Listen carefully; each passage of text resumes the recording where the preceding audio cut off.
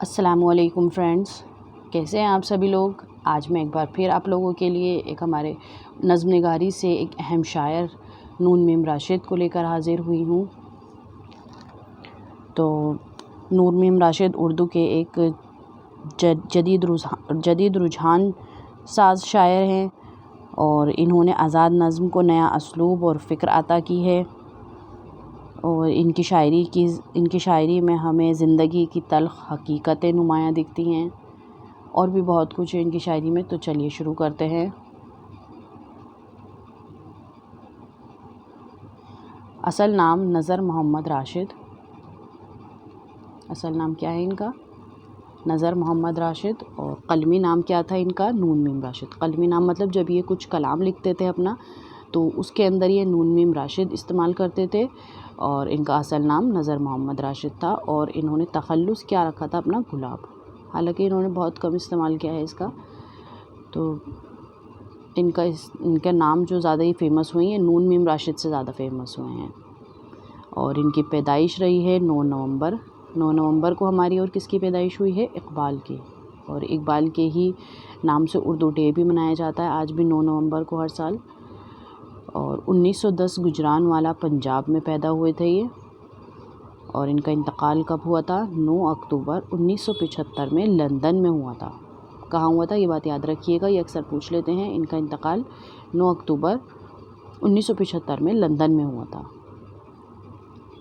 آگے بڑھتے ہیں۔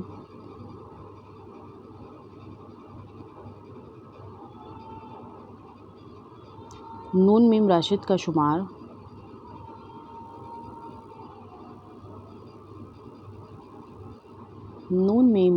شمار اردو شاعری کے اولین نمائندوں میں ہوتا ہے۔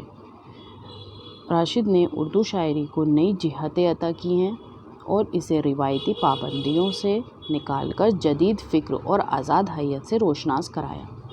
تو نون میم راشد کا کیا ہماری اردو شاعری کے لیے کیا ان کا یوگدان رہا ہے؟ تو انہوں نے جو ہماری اردو شاعری کو عطا کیا ہے، وہ انہوں نے روایتی پابندیوں سے نکال کر اسے جدید فکر اور آزاد حیت سے روشناس کرایا ہے۔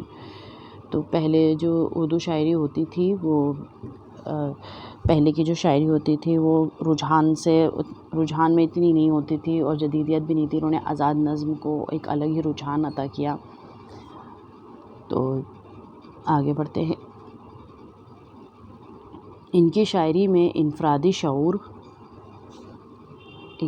ہمیں کیا ملتا ہے؟ انفرادی شعور، وجودی مسائل اور کائناتی سوالات، کہ انہوں نے سوالات بہت اٹھائے ہیں کائنات پر، انسانیت پر، اور انسان کی داخلی کا بنا کی بڑی شدت کے ساتھ ملتی ہے، مطلب داخلیت بہت شدت کے ساتھ ملتی ہے ان کی شاعری میں۔ اور وجودی مسائل، جیسے ہمارے وجود کو لے کر جو مسائل ہوتے ہیں انسان کے، اس طرح کے مسائل انہوں نے بیان کیے ہیں اپنی شاعری میں۔ اور انفرادی شعور، یعنی کہ اکیلے طور پر جو انسان کے اندر باتیں ہوتی ہیں وہ سب۔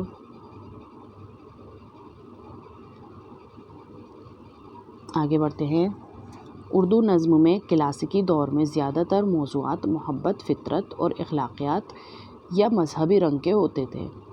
تو اردو غزل میں بھی جو پہلے کے ہمارے موضوعات ہوتے تھے شعر و شاعری میں، وہ زیادہ تر موضوعات جو ہوتے تھے وہ محبت، فطرت، اخلاقیات یا مذہبی رنگ میں ہوتے تھے سب۔ تو لیکن 20ویں صدی کے وسط میں عالمی سطح پر بدلتے حالات، عالمی سطح مطلب پوری دنیا میں جو حالات بدلے 20ویں صدی میں، جنگوں اور سماجی تغیرات نے اردو ادب کو بھی متاثر کیا۔ تو ظاہر ہے جب دنیا میں ان سب کا اثر پڑا، تو پھر اس کا اثر ہمارے شعر و شاعری، ہمارے ادب میں، ان سب پر بھی اس کا بہت گہرا اثر ہوا۔ تو اس دور میں نون میم راشد نے نظم کو نیا اسلوب دیا۔ وہ آزاد نظم کے سب سے بڑے نمائندہ شاعر مانے جاتے ہیں۔ اسلوب مطلب انہوں نے نیا طریقہ، نیا بیان کرنے کا انداز عطا کیا انہوں نے اس دور میں۔ آگے بڑھتے ہیں۔ راشد کو لوگوں نے انفرادیت پرست، غیر سماجی، جنس زدہ، کیا لوگوں نے ان کو بولا تھا؟ کہ یہ انفرادیت پرست ہیں اور غیر سماجی، جنس زدہ اور ذہنی مریض اور فراری شکست خوردہ ذہنیت کے مالک ہیں۔ انہیں ان سب چیزوں کا الزام لگا تھا۔ لوگ اس طرح سے مانتے تھے کہ یہ ایسے ہیں نون میم راشد، کہ ان کا دنیا کو دیکھنے کا نظریہ کچھ الگ ہی تھا، تو یہ الگ ہی ٹاپک پر بھی شاعری کرتے تھے، پر ان کی شاعری کو نظر انداز نہیں کیا جا سکتا، جو ایک الگ ہی ہماری اردو کے لیے ہماری اردو کے لیے ایک قیمتی سرمایہ ہے۔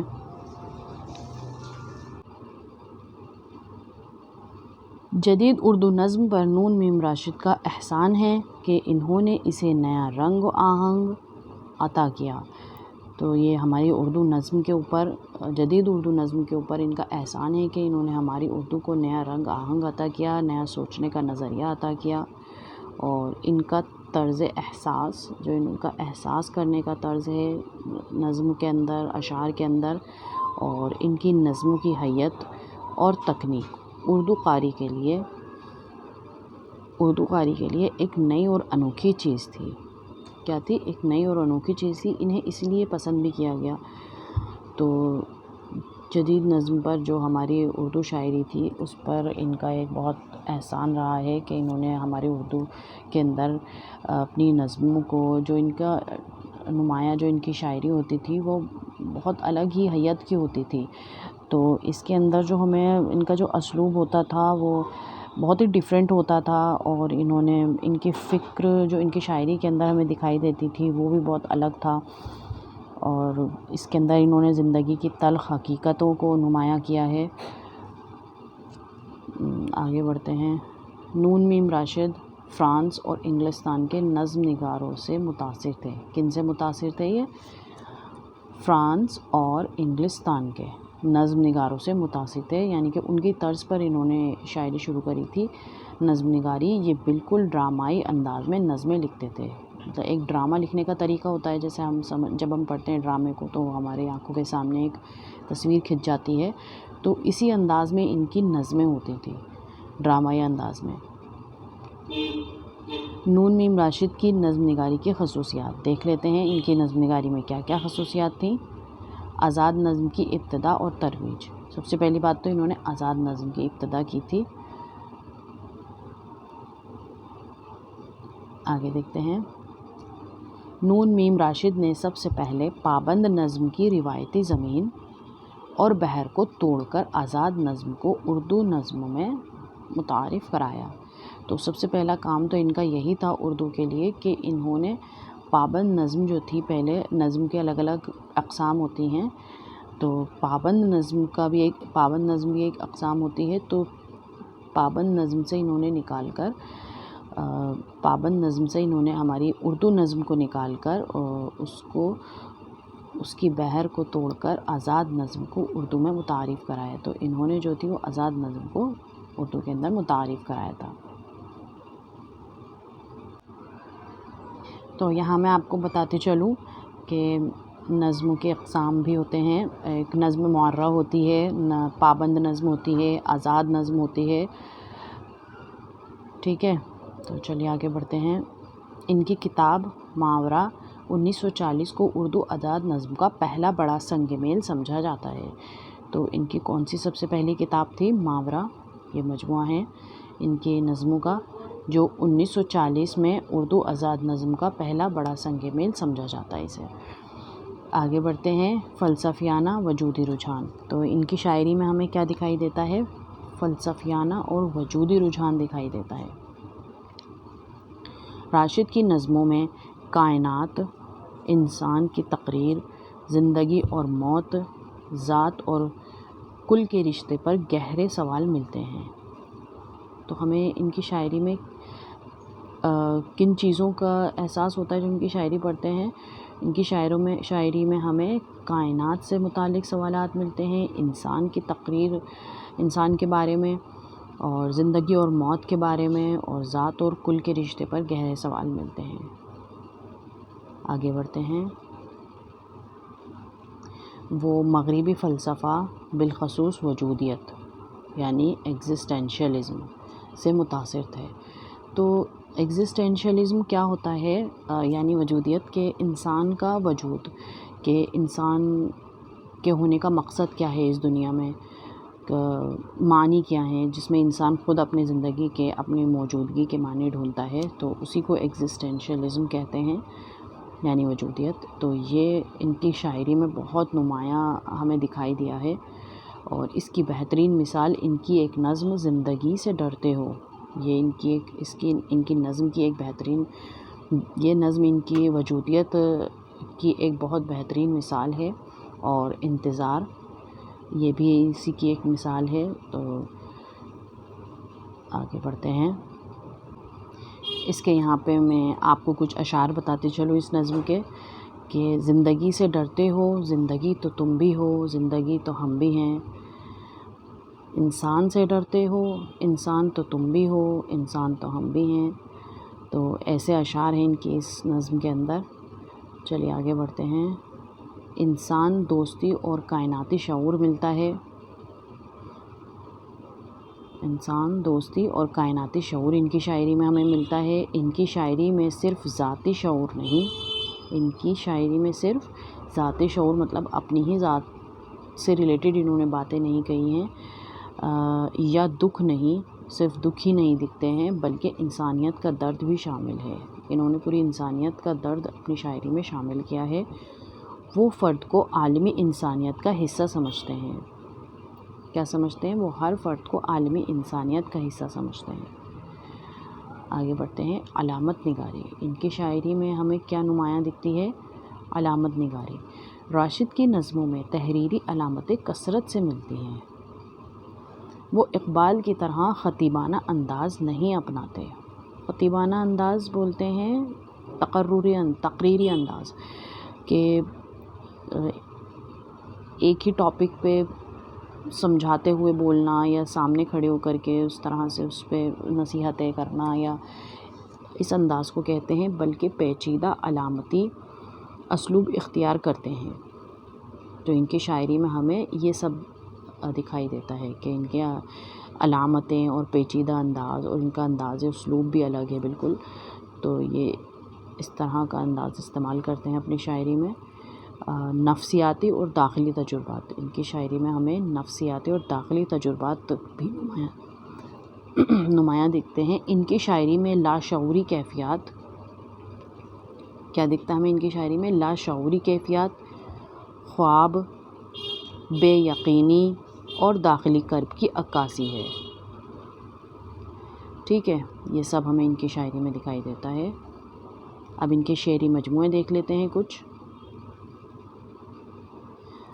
نمبر 1 پہلا ابھی ہم پیچھے پڑھ چکے ہیں، محاورہ، جو 1940 میں شائع ہوا تھا۔ یہ اردو کی پہلی باقاعدہ آزاد نظموں کی کتاب ہے۔ تو انہوں نے باقاعدہ آزاد نظم کی شروعات کی تھی، تو اس لیے یہ ان کی پہلی آزاد نظم کی کتاب ہے۔ اس میں فرد کی تنہائی اور انسان کی کائناتی حیثیت پر سوالات ملتے ہیں۔ اس کے اندر ہمیں کیا کیا دیکھنے کو ملتا ہے؟ فرد کی تنہائی اور انسان کی کائناتی حیثیت پر سوال ملتے ہیں۔ نیکسٹ پوائنٹ، اگلا ان کا ہم شعری مجموعہ دیکھ لیں۔ ایران میں اجنبی، 1955 میں آیا تھا جو منظر عام پر۔ یہ اس مجموعے میں علامتی رنگ اور فلسفیانہ گہرائی دکھائی دیتی ہے۔ فارسی تہذیب اور قدیم روایات کے تناظر میں جدید انسان کی کشمکش پیش ہے۔ اس میں کیا ہے؟ فارسی تہذیب اور قدیم روایات۔ تو یہ سب چیزیں ہمیں ان کے اس میں ایران میں اجنبی، ان کے شعری مجموعے میں ہمیں یہ سب دکھائی دیتا ہے۔ آگے چلتے ہیں۔ تیسرا ان کا شعری مجموعہ ہے لا انسان۔ لا معنی ہوتا ہے نہیں، اور انسان معنی ہوتا ہے انسان۔ لا معنی نہیں، انسان 1969 میں آیا تھا یہ منظر عام پر ان کا شعری مجموعہ۔ اس میں انسان کی نفسیاتی الجھنیں، وجودی سوالات اور تہذیبی زوال کا نوحہ ملتا ہے۔ تو انسان جو ان کا شعری مجموعہ کا نام ہے لا انسان، تو اسی موضوع پر ان کی یہ پوری جو ان کا نظم ہے جو اسی کے ارد گرد گھومتی ہیں۔ انسان کی نفسیاتی الجھنیں اس میں نمایاں ہیں، اور وجودیت کا سوال یعنی انسان کے وجود کا سوال ہے اس میں، اور تہذیبی زوال کا نوحہ ملتا ہے۔ ٹھیک ہے، نمبر 4 گمان کا ممکن۔ چوتھا شعری مجموعہ کیا ہے ان کا؟ گمان کا ممکن، اور یہ شائع ہوا تھا بعد از وفات، تو ان کی وفات کے انتقال کے بعد یہ شائع ہوا تھا 1977 میں۔ یہ ان کا فکری شاعری کا آخری مرحلہ ہے، تو یہ ان کا لاسٹ تھا مجموعہ شعری۔ ان کے یہاں رومانوی جذبہ بھی ملتا ہے، لیکن وہ محض عشقیہ نہیں بلکہ روحانی اور کائناتی سطح پر ہے۔ تو ان کے یہاں ہمیں رومانوی جذبہ بھی ملتا ہے، لیکن وہ محض عشقیہ نہیں ہے، تو عشق سے ریلیٹڈ نہیں ہے یہ جو جذبہ ان کے ملتا ہے ہمیں، یہ صرف ایک روحانی اور کائناتی سطح پر ہے۔ آگے بڑھتے ہیں۔ دیگر تصانیف تراجم فرانسیسی ادب، اور دیکھ لیتے ہیں ان کی کون کون سی تصانیف ہیں جو فرانسیسی ادب سے ہیں۔ جدید فارسی شاعر، یہ ایک لیکچر ہے، یہ ان کی ایک تصنیف ہے۔ تو 1969 پاکستان کونسل لاہور میں دیا تھا یہ انہوں نے۔ ٹھیک ہے، امی میں تمہاری ہوں، یہ بھی ان کی ایک تصنیف ہے، امی میں تمہاری ہوں۔ ولیم لیریان کے novel mama I love you کا اردو ترجمہ ہے جو 1956 میں آیا تھا، یہ اس کا اردو ترجمہ لکھا تھا انہوں نے۔ وقت کا آسمان، علم الانسان سے متعلق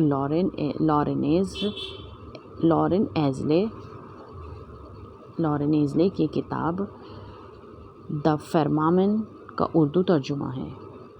لارن ایزلے نے ایک کتاب لکھی تھی جس کا نام تھا دا فرمامنٹ، اس کا انہوں نے اردو ترجمہ لکھا تھا علم الانسان، وقت کا آسمان۔ یہ تو علم الانسان سے متعلق تھی یہ کتاب، تو اس کتاب کا نام تھا وقت کا آسمان۔ تو نون میم راشد نے اردو نظم کو روایتی دائرے سے نکال کر عالمی ادب کا اہم پلہ بنایا۔ تو جو اردو نظم میں ادب کے لحاظ سے شاعری ہوتی تھی، صرف پابندیوں کے ساتھ میں نظم نگاری ہوتی تھی، تو انہوں نے اس کو پابند نظم سے نکال کر آزاد کی طرف لے کر گئے اور اس کے اندر اپنے جوہر دکھائے۔ تو انہوں نے اس کو روایتی دائرے سے نکال کر عالمی ادب سے روشناس کرایا۔ ٹھیک ہے، سب طرح کے پہلو ڈالے اس کے اندر، اور خاص طور پر انسانیت کے اور انسان کی وجودیت کے پہلو نمایاں کرے۔ ان کے بعد میرا جی اور دوسرے جدید نظم نگاروں نے انہی کے نقش قدم پر چل کر اردو نظم میں جدیدیت کو مزید فروغ دیا۔ تو شروعات جو کری تھی نون میم راشد نے کری تھی، پھر ان کے بعد جو اس کو آگے بڑھایا میرا جی اور دوسرے جدید نظم نگار، اور بھی جو ان کے بعد میں آئے نظم نگار، انہوں نے انہی کے نقش قدم پر چل کر جو انہوں نے شروعات کری، اسی کے نقش قدم پر چل کر، اسی راستے پہ چل کر اردو نظم میں جدیدیت کو مزید فروغ دیا۔ تو یہ جدیدیت کے شاعر کہلاتے ہیں ہمارے، تو انہوں نے جدیدیت کو فروغ دیا تھا۔ آج بھی انہیں اردو آزاد نظم کا بانی کہا جاتا ہے۔ کس کا؟ اردو آزاد نظم کا انہیں آج بھی بانی کہا جاتا ہے، نون میم راشد کو۔ تو نون میم راشد کی نظم نگاری اردو ادب کا روشن باب ہے۔ انہوں نے اردو شاعری کو محض روایتی صنف سے نکال کر جدید دنیا کے سوالات سے جوڑا۔ انہوں نے کیا کرا تھا؟ اردو ادب کا یہ ایک بہت خاص روشن باب دکھتی ہے ان کی شاعری۔ تو انہوں نے اردو شاعری کو محض، ابھی ہم پڑھ چکے ہیں یہ بات، روایتی صنف سے نکال کر جدید دنیا کے سوالات سے جوڑا تھا۔ آگے دیکھ لیتے ہیں۔ ان کی نظموں میں انسان کا داخلی کرب کیا دکھائی دیتا ہے ہمیں؟ ان کی نظموں میں داخلی کرب، کائنات کے فلسفے اور زندگی کے بنیادی سوالات اس طرح ملتے ہیں کہ اردو شاعری کو ایک نئی جوہت مل گئی۔ اس لیے نون میم راشد کو اردو نظم کا سب سے بڑا جدید شاعر اور آزاد نظم کا اولین معمار قرار دیا جاتا ہے۔ تو جو انہوں نے اردو شاعری کے لیے کیا ہے اس کو ہم نظر انداز نہیں کر سکتے، اس کو ادب نظر انداز نہیں کر سکتا۔ تو انہوں نے ایک نئی جہت ادا کی ہے نون میم راشد نے، اور انہیں اردو جدید نظم کا سب سے بڑا جدید شاعر کہا جاتا ہے اور آزاد نظم کا اولین معمار قرار دیا جاتا ہے۔ تو چلیے،